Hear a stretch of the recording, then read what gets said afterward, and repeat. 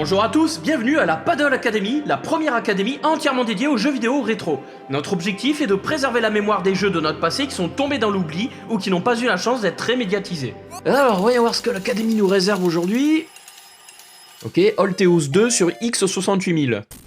Et ben voilà, je vous présente la bête, le Sharp X68000, superbe micro-ordinateur, sorti exclusivement au Japon dès 1987. Alors, le modèle que vous voyez là, c'est le modèle X68016 HD, sorti en 1991, et il y aura un autre modèle qui sortira enfin en 1993. Voilà, le Sharp X68000. Et oui, le X68K, on en avait déjà parlé, vous savez, dans notre vidéo sur Baluza no Fokouchu, enfin pour ceux qui l'ont vu, et c'est vrai que le hardware de cet ordinateur était très proche des machines d'arcade de l'époque.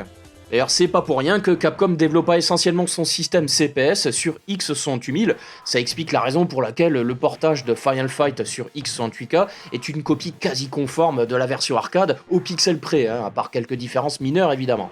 Donc voilà, on a décidé de reparler du X68K, et cette fois, l'Académie s'est dit qu'in fine, il serait fort judicieux d'aller voir du côté d'un genre vidéoludique très prisé sur cet ordinateur. Les shoot'em up, évidemment. Bah voilà. Qu'est-ce qui t'arrive là? T'as pris tes cachetons ce matin là? Ah ouais, je sais pas pourquoi je parle comme ça.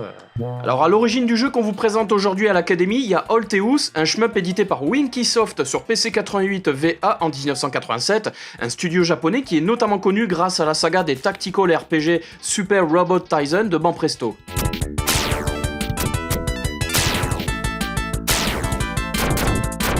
4 ans plus tard, l'éditeur décide d'offrir un petit relifting à son titre en profitant cette fois des performances du X68000.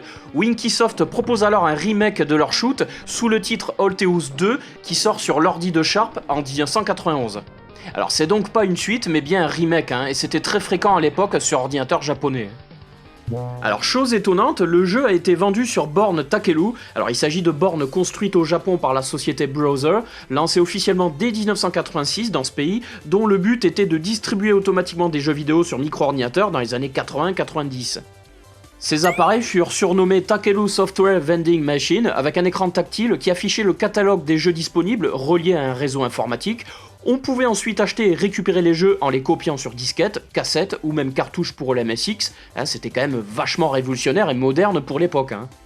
Par la suite, la société lança le Takelu Club, il fallait alors s'abonner pour recevoir une publication mensuelle, le Takelu Press, qui permettait d'obtenir le catalogue des nouveautés, des promos sur certains jeux et d'autres infos exclusives.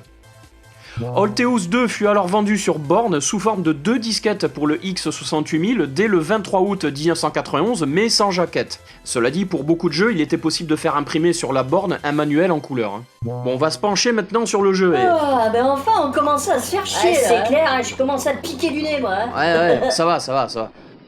Alteus 2 est une relecture brillante du Alteus 2.87.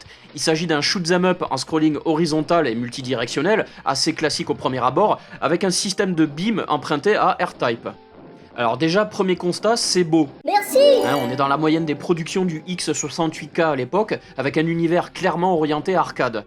Bon, concernant le scénario, on s'en fout un peu apparemment ici. Enfin, je veux dire, dans la version PC 88 VA d'origine, il y a une superbe intro qui explique l'histoire en détail, celle de Milia Lambert, une jolie pilote blonde qui prend les commandes de son vaisseau pour lutter contre les envahisseurs aliens originaires de la planète Geneas qui ont attaqué et ravagé sa planète natale, Alteus. Alors, comme d'habitude, vous êtes le dernier espoir de votre monde, votre vaisseau est équipé d'une technologie de pointe capable d'évoluer, bla bla bla bla. Ouais, collez-vous des patchs anti-originalité, c'est toujours le même pitch, quoi. Sans oublier les putsch. D'ailleurs, autant l'intro dans la version PC 88 VA d'origine a été cool,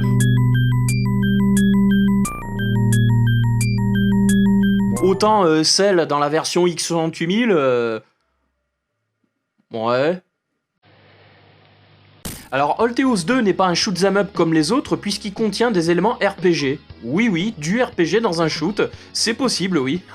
Alors le jeu repose sur un système de points d'expérience, le joueur se voit même attribuer un certain nombre de jours pour accomplir sa mission, 999 pour être plus précis, ça va, ça devrait pas être trop dur. C'est sûr. Ensuite, l'armement est particulier car il faut passer par des magasins après avoir acquis de l'argent, argent que l'on récupère en butant les ennemis.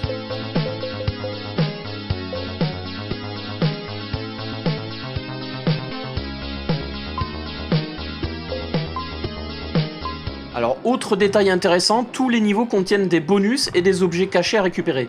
Il y a également des capsules baies qui traversent l'écran et qu'il faut détruire sans hésiter. Si vous les avez tous bousillés, vous obtenez un bonus de points d'expérience en fin de niveau.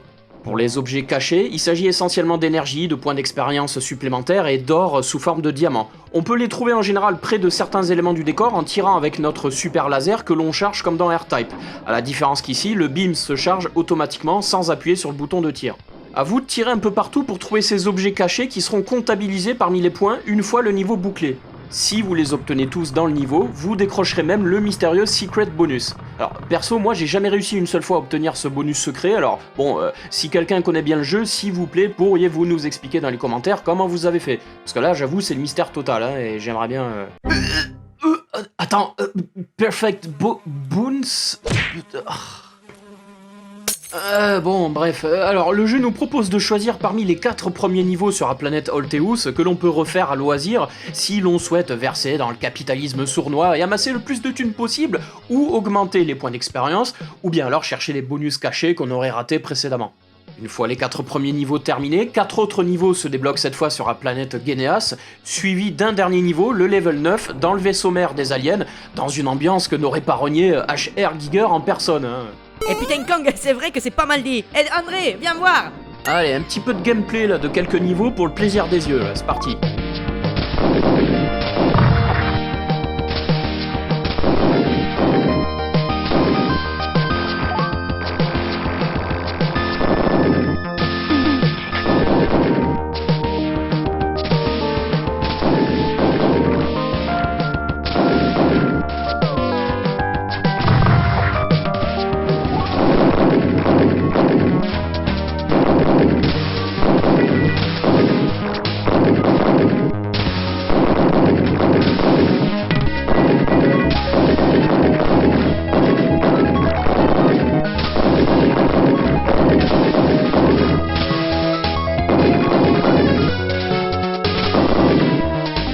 Niveau réjouissance, le jeu vous propose également 2 modes de difficulté, Beginner pour les petits bras et Gamer pour les musclés du paddle, qui proposent un challenge bien plus pimenté.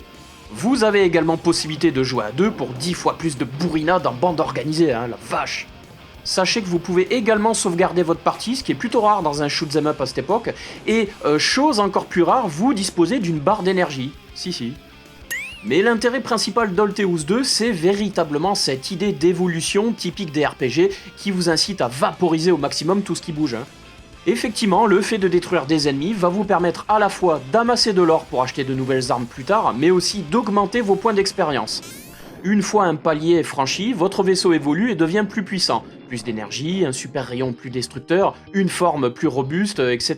Tout le monde va s'en manger plein la face, hein. Vous allez nettoyer Holteus et Geneas au Karcher avant d'affronter des gros boss ankylosés là qui possèdent tous un point faible à trouver.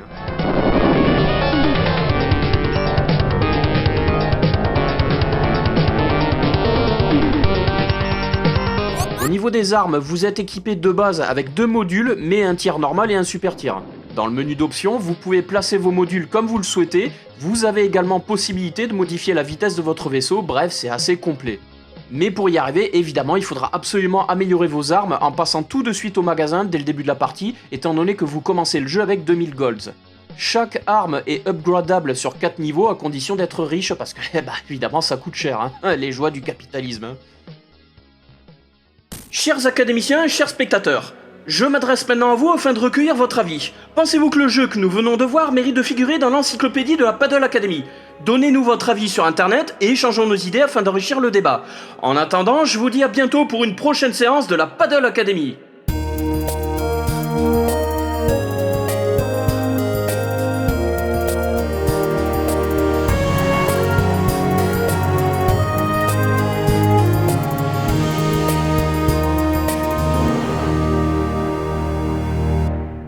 Vous aimez les vidéos de Lord Paddle? Alors surtout n'hésitez plus, abonnez-vous, commentez, likez, partagez et rejoignez-nous sur Facebook, Twitter et Instagram.